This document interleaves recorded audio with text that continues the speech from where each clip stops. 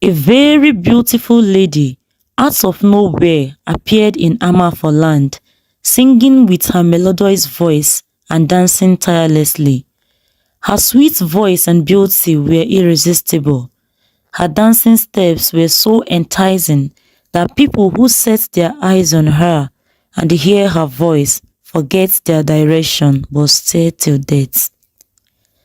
This goddess sings and dances at the central path leading to the people's farmland and to the stream, getting easy access to the indigenous members of Amafor, because everyone entering or leaving the village must pass through this path.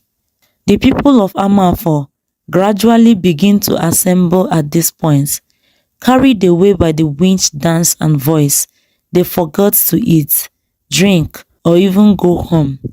Listening to the witch voice, they died gradually, day by day. This caused fear and panic among the people of Amafor. Those in the village are dying of hunger and thirsty as they are afraid of going to the farm or stream. No one wants to die while listening to the witch.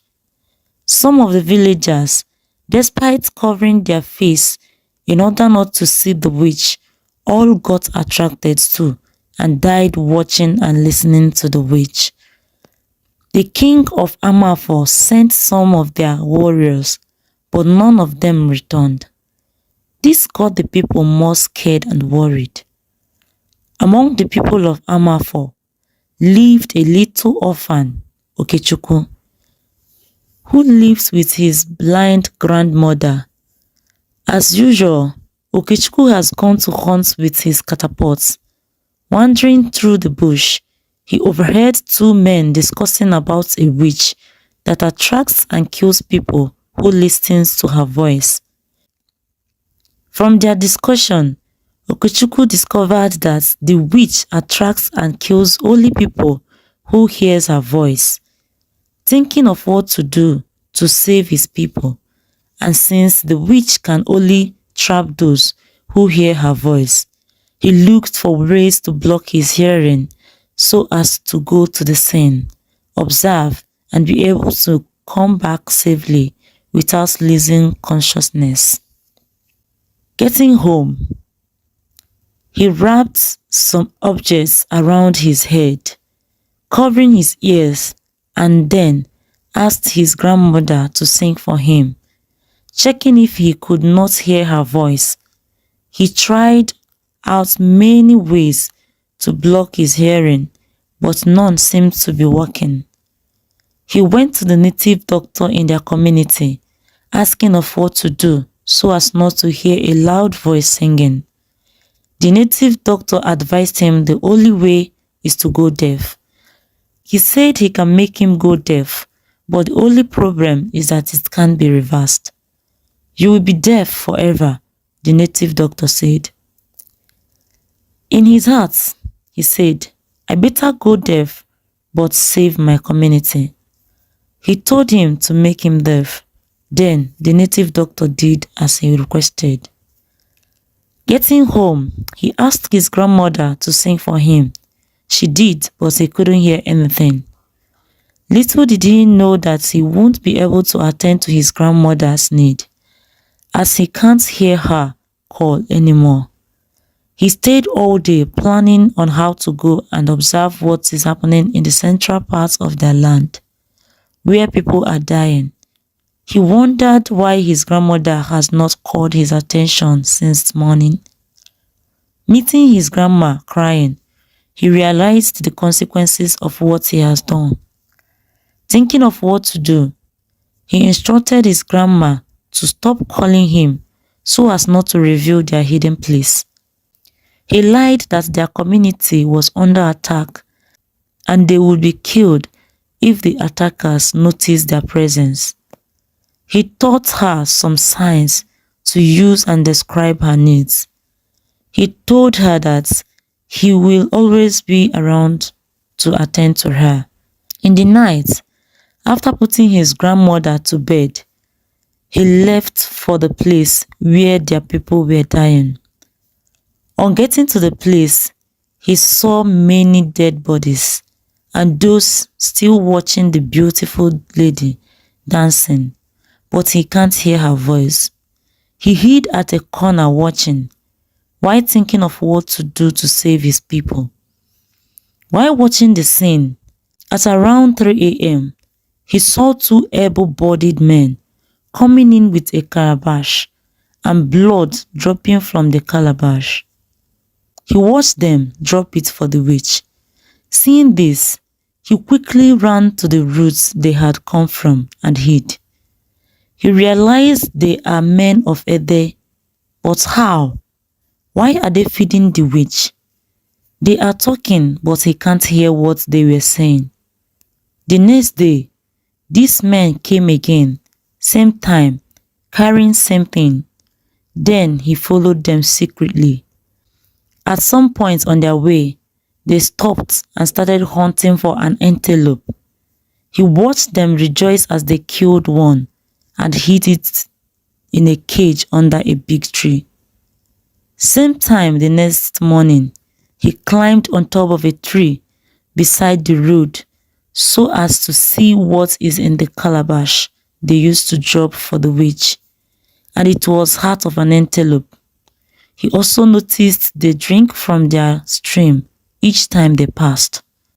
He went back to where they had hidden the antelope and saw nothing. The following day, he observed them repeat the same cycle of movements.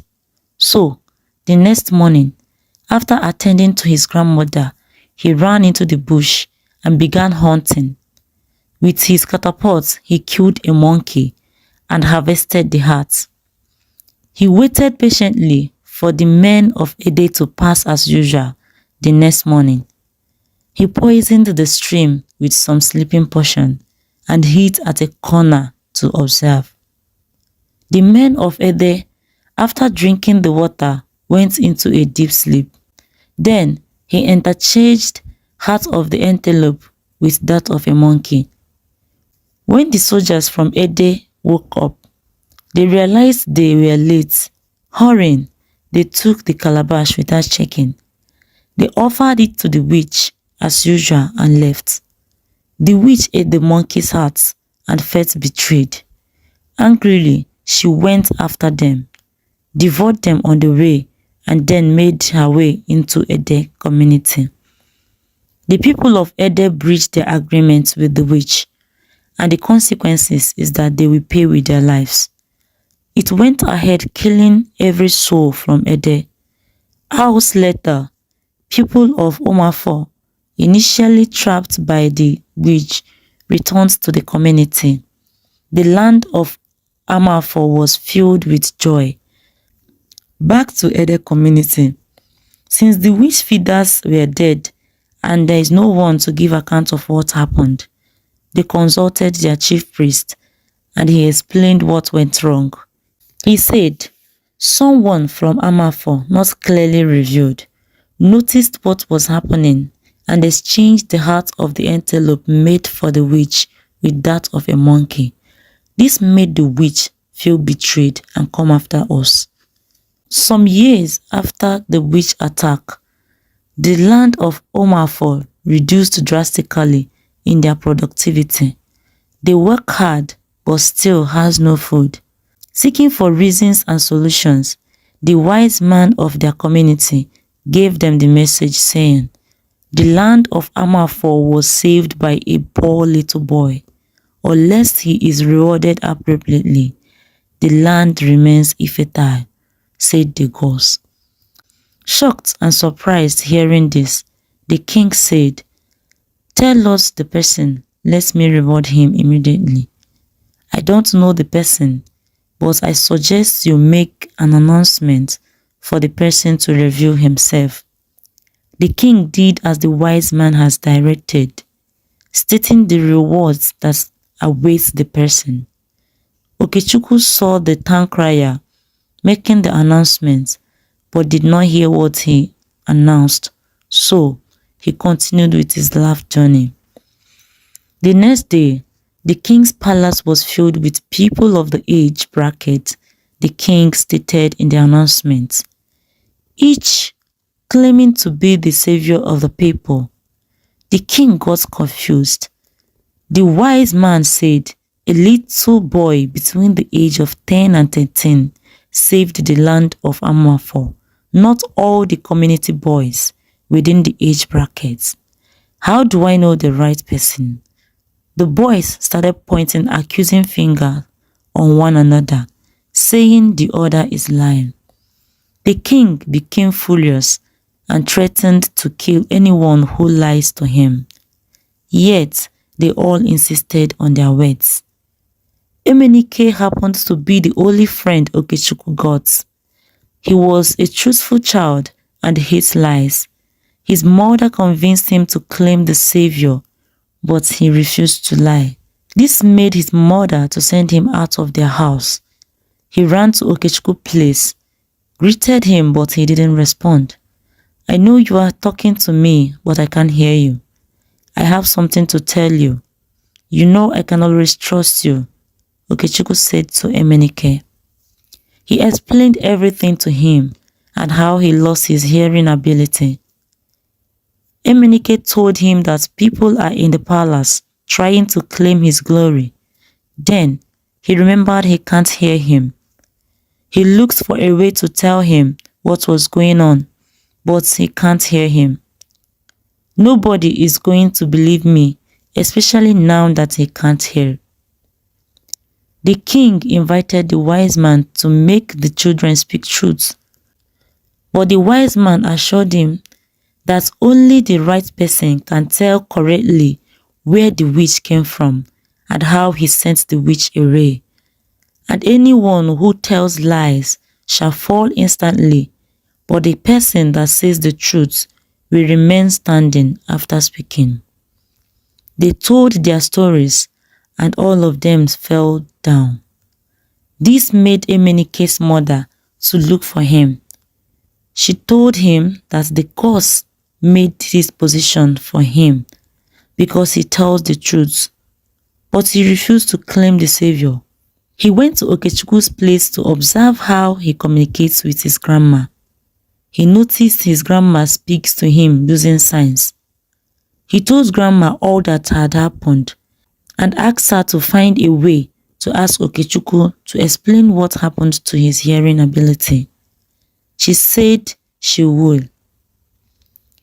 Then Emenike took her to the palace. He told the king that her grandson Okechukwu is the one that saved Amafo from the hands of the witch. They said it's a lie. They threatened to kill them all if they were lying. Then he ran to get Okechukwu. He found him looking for his grandma all over the place. He signaled him to follow him. So he did, holding his catapult. On getting to the palace, Emenike told them that Okechukwu lost his hearing ability to save his people. He told grandma to give the signals to Okechukwu whenever he instructs her to do so. He told her to signal him to stand on the Ekwiye. She did, and immediately Okechukwu stood on it, he regained his hearing. He answered every question and remained standing. Emenike was so happy. Everyone were celebrating. The king gave them a very beautiful house, employed people to be taking care of them, and also gave them some farmlands with plenty crops in them. Meanwhile, some people from Ede, because of the witch attack, had run to Amafo community for safety, and their king accepted them. After Okechukwu explained what happened, the king got angry and sent all of them away from their community. He banned them from coming into their community or having affairs with any indigenous member of Amafo village. People still think Okechukwu was still deaf. Then, Emenike's mother told him to claim everything since his grandmother can't see and he can't hear. Only you has the complete information. You can take everything away from them. But he refused, saying his friend shall hear one day, and he believes that. He took his belongings and followed Okechukwu. Outside the house, Okechukwu thanked him for being a good friend. He told him he heard all that his mother had advised him to do. He also confessed to him when he started hearing. Emenike was very happy upon hearing this, and the two friends decided to keep this as a secret between them so that they can easily catch their enemies. They only told Grandma the truth.